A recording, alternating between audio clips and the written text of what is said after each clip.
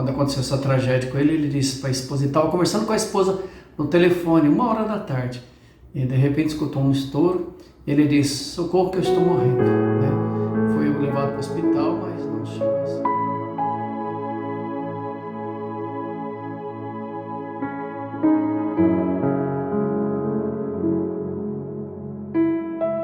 Meu querido irmão, minha querida irmã, louvado seja nosso Jesus Cristo e que Ele para sempre seja louvado.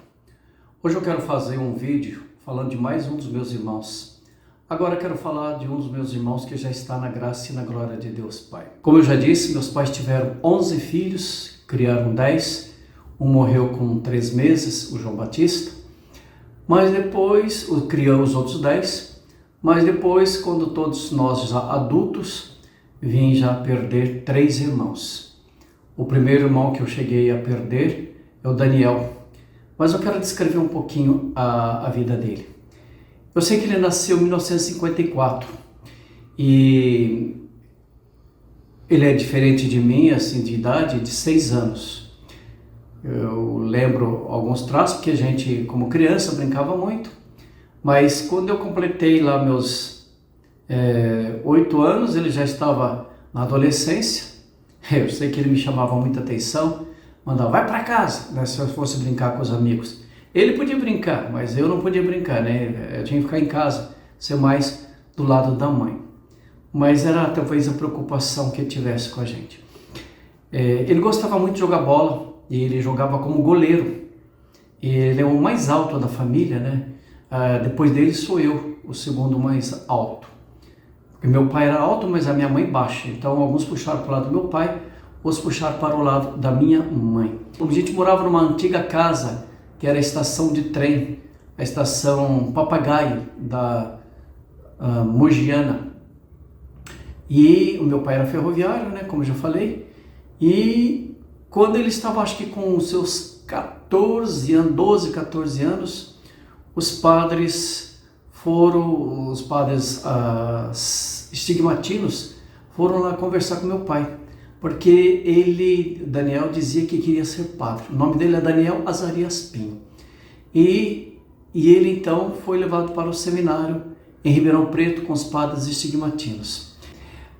Meus irmãos todos nasceram como parteira. Eu sou o único que nasceu na Santa Casa, em Casa Branca. Os outros todos, meu pai ser ferroviário, então meu pai e minha mãe sempre mudando para cá e para lá.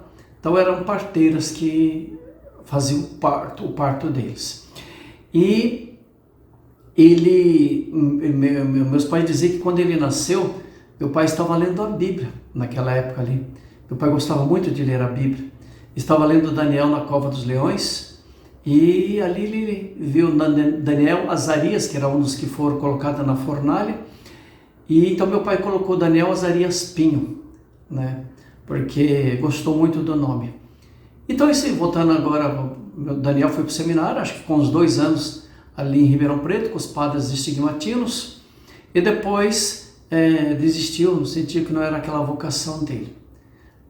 Muitas vezes, muitos jovens, muitas crianças, despertam a vocação assim, porque os pais vão à igreja e vê o trabalho dos padres, mas depois, com o passar do tempo, acaba desistindo. E aí o Daniel foi para casa, continuou estudando, trabalhando. Eu lembro que ele serviu o exército em Casa Branca, né? Lá era o tiro de guerra. Eu lembro que ele também começou a trabalhar e ele trabalhava como estivador. Depois ele foi trabalhar na antiga CEAGESP, na Ultrafértil, né?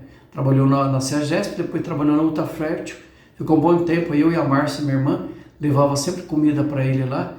E enquanto que a Márcia ficava lá com ele lá dentro conversando, eu ia brincar. Era mais novo, eu ia brincar nos vagões que tinham ali, a Ultrafértil. Hoje não existe mais também lá em Casa Branca. E ele depois, na sua juventude, jogando bola. E eu lembro que quando eu tinha meus 11, 12 anos, brincando também com os amigos jogando futebol, e os amigos sempre falaram, eu sou Corinthians. Eu cheguei em casa, não tinha time nenhum, falei, vou torcer pro Corinthians. E ele disse, vai torcer para esse time? Não, esse time é muito ruim, torce pro time do Santos, que é o time do Pelé. E a partir dali, então, me tornei santista, né? E ele também era santista, e alguns dos meus irmãos também hoje ainda são santistas. E então a gente foi crescendo ali. Ele depois conheceu a Celina e casou com a Celina e teve 2 filhas, a Elaine e a Elisângela, e um filho, o Rodrigo. Mas depois ele não deu certo o casamento deles, eles se separaram. Então ele foi morar com os meus pais novamente, né? A Celina continuou com as filhas e o filho, cuidando deles. E o Daniel foi morar com meus pais e foi trabalhando. Dali, onde que a gente morava, ele conheceu a Daisy, que era uma outra moça que era vizinha nossa. Ele se encantou com ela e ela com ele. Então eles praticamente casaram, né? Eles se juntaram e foram morar em Ribeirão Preto. E em Ribeirão Preto ali eles tiveram um filho, o David, que mora lá hoje, né? É o que eu mais tenho contato. E o Rodrigo, as 2 meninas eu praticamente não tenho mais contato, não conheço praticamente nem direito, mas elas que depois eu me tornei padre, fui para o seminário, então não tenho muito contato. E o David, então ele tem seu trabalho, está sempre entrando em contato comigo, a gente está sempre conversando, porque é o meu sobrinho. E o Daniel trabalhando, morando em Ribeirão Preto, ele foi trabalhar também como segurança no Banco Comind. E aí ele estava lá como segurança, né? Teve uma tragédia no dia 1º de maio de 1983. Meu pai morreu em 81, ele morreu em 83. 1º de maio de 1983. Eu lembro que eu estudava em São Paulo, estava fazendo filosofia, às 5 horas da manhã, o Padre Scarlino entrou no nosso quarto lá, e era eu e mais 2 seminaristas, que a gente morava nos quartos, e ele me cutucou e chamou, falei, vem aqui. Aí, 5 horas da manhã, olha, você vai para sua casa, porque os irmãos comunicaram, não foi nem meus irmãos, foi um senhor conhecido lá de Casablanca, que pegou o nosso telefone e entrou em contato comigo, né, com o padre, e falou que ele tinha falecido. E eu lembro que quando aconteceu essa tragédia com ele, ele disse para a esposa, ele estava conversando com a esposa no telefone, 1h da tarde, e de repente escutou um estouro, ele disse, socorro que eu estou morrendo, né? Foi levado para o hospital, mas não chegou a escapar-se. E que interessante que quando meu pai morreu também, em 81, ele entrou em contato, ele anotou o telefone, foi tudo de madrugada, meu pai, minha mãe e meu irmão, esse meu irmão, veio comunicado de madrugada. Por isso que quando o telefone tocava depois das 10 horas, eu ficava sempre preocupado. E ele anotou o número e entrou em contato em Curitiba para me avisar que meu pai tinha falecido também de madrugada. Só que ele adotou o número errado. Um dos números era 27, ele colocou 72. Aí a telefonista naquela época disse, olha, nessa rua tal aí tem uma paróquia. Pegou, passou o telefone, entrou em contato, e aí o padre Cláudio atendeu e deu o comunicado, ele deu o comunicado que meu pai tinha falecido. Eu fui para Casablanca. Então eu tive essa tragédia de perder esse meu irmão, tragicamente, mas ele era muito esperto, como por parte de pai a gente tem um pouco de traço de índio, porque meu pai, ele era, dizer que a avó, bisavó dele era índia.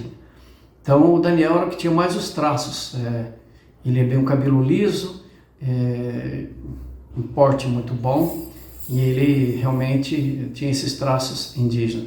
Mas ele era muito peralta, muito briguento também, mas muito esperto. E quando meu pai morreu, foi ele que socorreu totalmente a minha mãe, né? Conseguiu a aposentadoria. Então eu posso dizer para vocês que ficou marcado.